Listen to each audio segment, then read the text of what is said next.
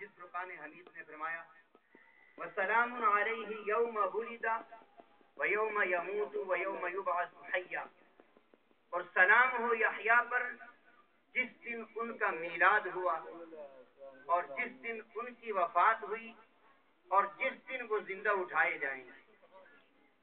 अब यहाँ पर वसलामुन अलैहि यौम वुलिदा, जिस दिन उनका मीलाद हुआ उस दिन उन पर सलाम हो। विलादत मुस्तफ़ा के दिन खुसूसी तौर पर सलाम भेजने का अल्लाह ताला ने हुक्म दिया।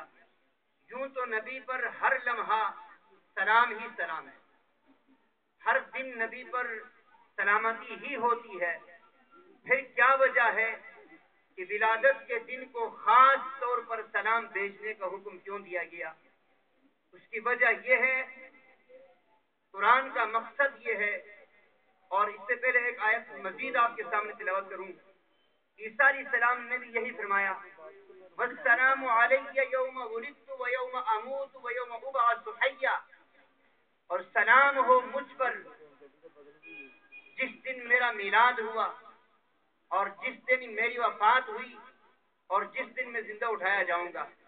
तो विलादत के दिन को खुसूसी तौर पर सलाम भेजने का क्यों हुक्म दिया गया? तो कुरान का मकसद ये है कि यूं तो सारा साल हर दिन नबी पर सलाम भेजो, मगर जब विलादत मुस्तफ़ा का दिन आए, नबी अलैहिस्सलाम की विलादत का महीना आए, मिलाद शरीफ का महीना आए, फिर सलाम की धूम मचा दो, फिर कसरत के साथ सलाम भेजो। इसलिए इस दिन को खास तौर पर जो है फरमाया कि वस्सलामु अलैया यौम वुलिदतु व यौम अमूतु। अब आप कहेंगे कि यहाँ तो वफात के दिन भी सलाम कहा गया, वफात के दिन भी सलाम कहा गया और मिलाद के दिन भी सलाम कहा गया, इसलिए कि इस्लाम जो है वो खुशी का दीन है। और रब्बे जुल जलाल ने ये नहीं फरमाया कि नबी जब वफात हो जाए तो उस दिन गम मनाओ, शोक मनाओ, दोनों दिनों में सलाम भेजो। वफात के दिन भी सलाम, मिलाद के दिन भी सलाम। और सलाम बंदा खुश होकर भेजता है कि मुंह बना के भेजता है, वो मुंह बनाने वाले और होंगे, हम तो खुश होकर भेजते हैं। लिहाजा मालूम क्या हो गया कि मोमिन खुशियां मनाएं, और आगे चल के इंशाअल्लाह अज़्ज़ा वजल बयान आएगा। अब एतराज पैदा होता है कि ये दिन जो है नबी अलैहिस्सलाम की वफात का दिन है, 12 रबीउल अव्वल वफात का दिन भी है और मिलाद का दिन भी है। तो तुम लोग गम मनाने के बजाय खुशियां मनाते हो, कैसे आशिक हो? इस पर मैं इसका जवाब जो है आपके सामने अर्ज करने के बाद इजाजत चाहूंगा। अवलन तो उलमा अहले सुन्नत ने बाकायदा कैलेंडर के हिसाब से हिसाब लगा के बताया कि 12 रबीउल अव्वल का दिन वफात का बनता ही नहीं, और अगर बिलफरज वफात का दिन बनता हो तो फिर जवाब ये है कि हम अहले सुन्नत व जमा वफात मानते हैं, मनाते नहीं। हम वफात फकत मानते हैं। हुजूर अलैहिस्सलाम की वफात का इनकार नहीं है, विसाले बाकमाल को मानते हैं, मनाते नहीं हैं। वफात जो है मानने के लिए है, मिलाद मनाने के लिए है। वफात जो है मानने के लिए है और हुजूर का मिलाद जो है वो मनाने के लिए है। इसलिए कि इस्लाम खुशी का दीन है और ये गम शोक का दीन नहीं है। दीन इस्लाम खुशी का दीन है।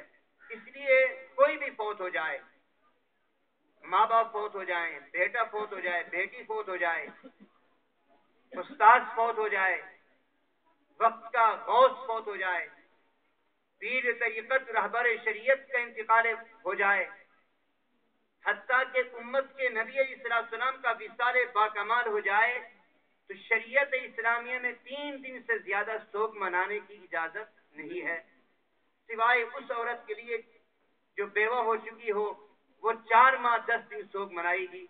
उसके अलावा किसी के लिए जो है वो 3 दिन से ज्यादा शोक मनाने की इजाजत नहीं है। इस्लाम इसलिए खुशी का दीन है। इसलिए इस्लाम ने बच्चे की विलादत पर, जब बच्चा पैदा हो जाए تو بچے کے پیدا ہونے پر اسلام نے عقیقہ رکھا ہے کہ عقیقہ کرو، خوشی مناؤ، مگر مرنے پر اسلام نے کچھ نہیں رکھا. مرنے پر سوگ منانے کو، گربان پھاڑنے کو، ماتم کرنے کو، نوچنے کو، سینہ پیٹنے سے اسلام نے منع کیا. اس لیے اسلام نے بچے کی پیدائش پر تو خوشی منانے کا حکم دیا، مگر مرنے پر کچھ نہیں رکھا. اور دور جاہلیت کے مطابق جو ہے وہ 3 دن جو غم منانا ہے وہ بھی دور جاہلیت کے مطابق نہیں منانا کہ گریبان پھاڑنا شروع کر دے، بندہ شکوہ و شکایت شروع کر دے. تو معلوم ہو گیا کہ اسلام جو ہے وہ خوشی کا دین ہے. اور دوسرا جواب یہ ہے کہ خوشی بندہ اس وقت مناتا ہے جب کوئی نعمت مل جائے، اللہ کا فضل مل جائے، اللہ کی رحمت مل جائے. کوئی نعمت ملنے پر بندہ خوشی مناتا ہے. اور غم اور سوگ کب مناتا ہے؟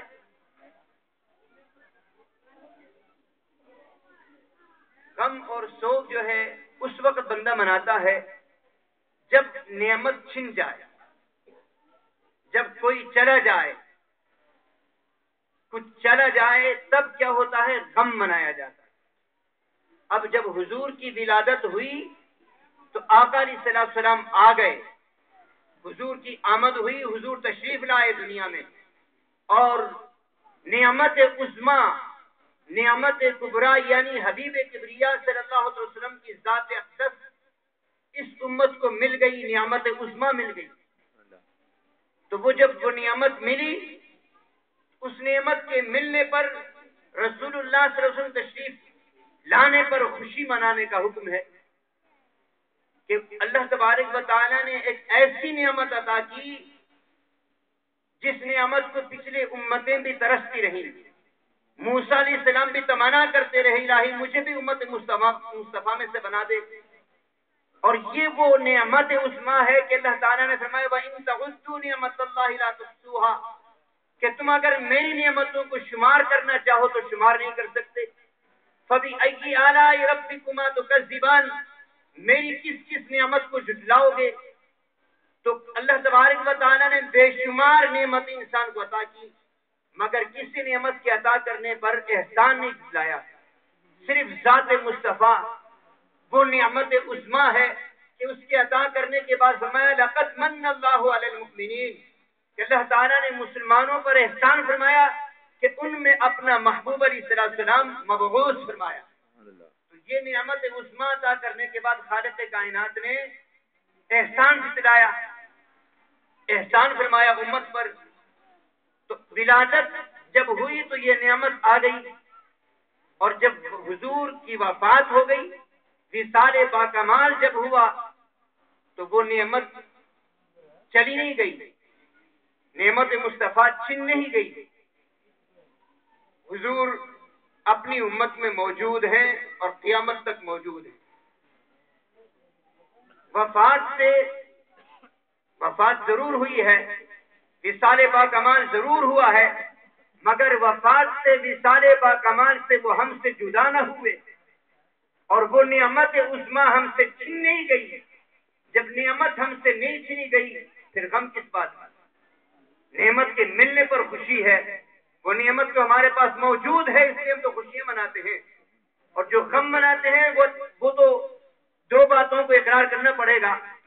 یا تو یہ کہ ہو کہ حضور کی ذات، حضور کی ولادت، حضور کا دنیا میں تشریف لانا ہمارے لیے اللہ کی سب سے بڑی نعمت نہیں ہے. یا تو یہ کہ اگر یہ کہہ لیا یا عقیدہ رکھ لیا کہ حضور کی ذات ہمارے لیے نعمت نہیں ہے، رسول اللہ صلی اللہ علیہ وسلم ہمارے لیے، حضور کی ولادت، حضور کا تشریف لانا ہمارے لیے اللہ تبارک و تعالیٰ کی سب سے بڑی رحمت نہیں ہے، اللہ کا سب سے بڑا فضل نہیں ہے، اگر یہ کہہ لیا، مان لیا، پھر تو تم مسلمان نہ رہے، پھر تم سے ہم تقاضا ہی نہیں کریں گے میلاد مناؤ، خوشی مناؤ، کیونکہ خوشی منانے کا حکم مسلمانوں کو ہے، مومنین کو ہے. پھر تو تمہارا تعلق اسلام سے رہا نہ. اگر اقرار کرتے ہو کہ حضور کا تشریف لانا اس امت کے لیے سب سے بڑی نعمت ہے، اگر اس بات کا اقرار کرتے ہو پھر یہ بتاؤ کہ حضور کی ذات اقدس جو نعمت عظمیٰ ہے وہ صرف صحابہ کے لیے تھا یا ہمارے لیے بھی ہے یا قیامت تک مسلمانوں کے لیے ہے؟ اور مرنے کے بعد بھی حضور کی ذات نعمت ہے. ان دو باتوں میں سے ایک بات کا اقرار کرنا پڑے گا. ہمارا تو عقیدہ یہ ہے کہ حضور کی ذات جو ہے وہ تمام امت کے لیے نعمت ہے. اب اگر کوئی شخص یہ کہہ دے حضور تو صرف صحابہ کے لیے نعمت تھے، حضور صرف صحابہ کے لیے رحمت تھے، جب حضور کا وصال ہو گیا، وفات ہو گئی، تو وہ نعمت ہم سے چھن گئی. اگر یہ عقیدہ رکھ لیا پھر بھی مسلمان نہ رہا. اگر کوئی کہہ دے کہ وہ نعمت عظمیٰ جو اللہ تعالیٰ نے اپنے حبیب علیہ السلام کی ذات کی صورت میں اس امت کو عطا فرمایا تھا، جب حضور کا وصال ہوا اللہ تعالیٰ نے وہ نعمت چھین لی اس امت سے، جس نے یہ عقیدہ رکھ لیا تو وہ بھی مسلمان نہ رہا. جب وہ نعمت نہیں چھینی گئی اور وہ نعمت ہمارے پاس موجود ہے اور مرنے کے بعد بھی ذات مصطفیٰ ہمارے لیے نعمت عظمیٰ ہے کہ قبر میں نام مصطفیٰ سے روشنی ہوگی، حشر میں آقا علیہ السلام کی شفاعت سے ہم گنہگار بخشوائے جائیں گے. تو حضور تو ہر عالم میں رحمت ہیں، اس لیے فرمایا وَمَا أَرْسَلْنَاكَ إِلَّا رَحْمَةً لِّلْعَالَمِينَ. میرے محبوب ہم نے آپ کو ایک عالم کے لیے رحمت نہیں بنایا بلکہ تمام عالمین کے لیے رحمت بنایا. تو حضور رحمت ہیں اور وہ رحمت موجود ہے. حضور نعمت ہے تو وہ نعمت عظمیٰ موجود ہے. حضور علیہ السلام اللہ تعالیٰ کا سب سے بڑا فضل ہے تو وہ فضل الہی موجود ہے. تو جب فضل موجود ہے، نعمت موجود ہے، تو نعمت کے ملنے پر خوشی اور نعمت کے چھن جانے پر غم. تو لہذا جب نعمت موجود ہے تو پھر غم کس بات کا، شوق کس بات کا؟ تو حضور موجود ہیں. اور تیسری بات یہ کہ حضور علیہ السلام نے شاہ فرمایا حیاتی خیر لکم ومماتی خیر لکم. قرآن نے بھی فرمایا والسلام علیہ یوم ولدت و یوم اموت. میری وفات کے دن بھی سلام ہے اور میرے میراث کے دن بھی سلام ہے. جس دن میں زندہ اٹھایا جاؤں گا اس دن بھی سلام ہے. اور قرآن نے دوسرے مقام پر فرمایا لا اقسم بہذا البلد. میرے محبوب میں اس شہر مکہ کی قسم کھاتا ہوں وانت حل بہذا البلد، اس لیے کہ آپ اس شہر مکہ میں رہتے ہیں، آپ کا گھر یہاں ہے. ووالد، میرے حبیب آپ کے والد پر بھی، آپ کے والد کی بھی قسم مجھے. علماء نے فرمایا کہ یہاں پر والد سے مراد آدم علیہ السلام، بعض مفسرین نے فرمایا والد سے مراد ابراہیم علیہ السلام، بعض مفسرین نے فرمایا والد سے مراد اسماعیل علیہ السلام. تو خالق کائنات نے فرمایا جو بھی مراد لے لو، جس کو میرے محبوب علیہ السلام کے والد ہونے کا شرف حاصل ہے، میں اس کی قسم کھاتا ہوں. آدم علیہ السلام بھی میرے محبوب کی والد ہے، میں اس کی بھی قسم کھاتا ہوں. ابراہیم بھی میرے محبوب کی والد ہے، میں اس کی بھی قسم کھاتا ہوں. اسماعیل بھی میرے محبوب کی والد ہے، میں اس کی بھی قسم کھاتا ہوں. اور حضرت عبداللہ رضی اللہ تعالیٰ عنہ بھی میرے محبوب کی والد ہے، میں اس کی قسم کھاتا ہوں. حتیٰ کہ جس کی پشت پر میرے محبوب کا نور رہا، میں ہر اس شخصیت کی قسم کھاتا ہوں. پھر فرمایا وما ولد فرمایا جس کی ولادت ہوئی، جس کا میلاد ہوا، میں اس کی بھی قسم کھاتا ہوں. یعنی محبوب علیہ السلام میرے محبوب تیری ولادت پر بھی مجھے قسم ہے، تیری ولادت کی بھی قسم کھاتا ہوں، تیرے میلاد کی بھی قسم کھاتا ہوں. تو خالق کائنات. اور اس کے بعد رسول اللہ صلی اللہ علیہ وسلم نے شاہ فرمایا حیاتی خیر لکم ومماتی خیر لکم. میرے غلاموں، میری حیات بھی تمہارے لیے نعمت ہے، میری وفات بھی تمہارے لیے نعمت ہے. حیات اس لیے نعمت ہے کہ حیات ظاہری میں تمہیں ہدایت دیتا رہا، اور میری وفات اس لیے نعمت ہے. حدیث مبارکہ میں فرۃ لکم، میں آگے جا کے تمہاری شفاعت کا انتظام کرنے والا ہوں.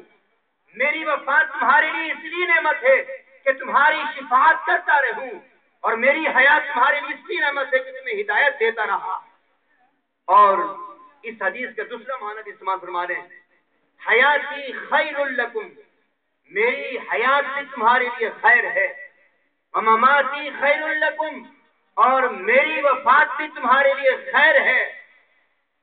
خیر خیرات سے ہے. معنی یہ بن گیا میرے غلاموں میری ظاہری زندگی میں تمہیں خیرات میری جوڑی سے ملتی تھی، اور میری وفات کے بعد بھی یہ خیرات تمہیں میری ہی جوڑی سے ملا کرے گی۔ یہ خیرات بند نہیں ہوگی، یہ خیرات ملتے رہے گی، میری جوڑی سے ہی ملے گی، اور ہر نعمت میرے در سے ملی ہے اور ہر نعمت میرے در سے ملتی رہے گی۔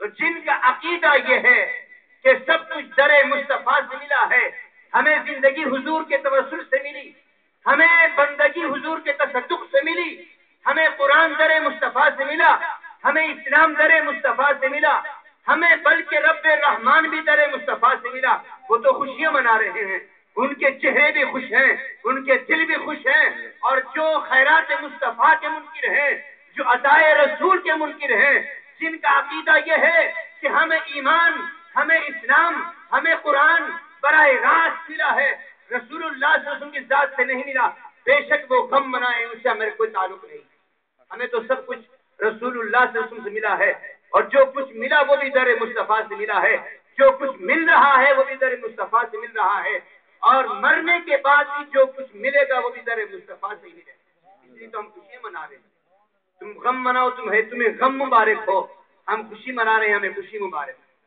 تو حضرات محترم، رسول اللہ صلی اللہ علیہ وسلم حیات ہیں اور حضور ہم سے جدا نہ ہوئے، اب وفات ہوئی ہے، وفات میں صرف اتنا فرق پڑا ہے، حضور کے وصال با کمال سے فرق اتنا پڑا، صرف اتنا فرق پڑا ہے کہ حیات ظاہری میں ہر کوئی حضور کو دیکھتا تھا، ابو بکر صدیق بھی دیکھتے تھے، عثمان رضی اللہ تعالیٰ عنہ، عمر فاروق، مولا علی رضی اللہ تعالیٰ عنہ، صحابہ کرام بھی دیکھتے تھے، ابو جہل، ابو لہب بھی دیکھتے تھے۔